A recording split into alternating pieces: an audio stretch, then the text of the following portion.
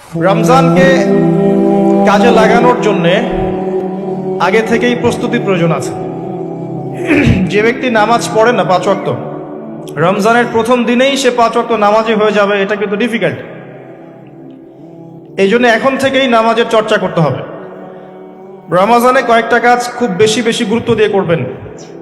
1 number, জামাতের সাথে 5 ওয়াক্ত সালাত পারা যাবে ইনশাল্লাহ।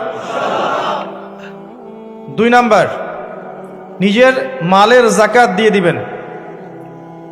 এটা কি ব্যবসায়িক সমিতির উদ্যোগে প্রোগ্রাম?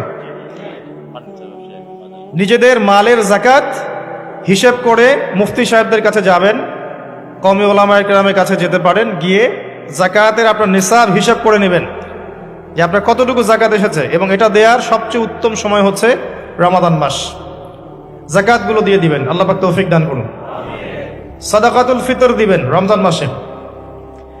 তারাবির সালাত অবশ্যই অ্যাটেন্ড করবেন, তারাবির সালাত মিস করবেন না।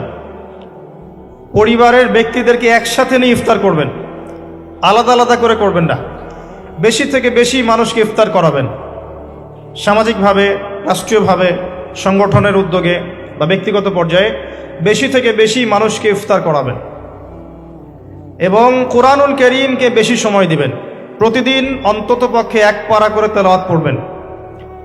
যারা হাফেজ কোরআন তারা পুরো কোরআন হিফজ আবার চর্চা করবেন। যারা আরো বড় লেভেলে আছেন কোরআন গবেষণা করবেন।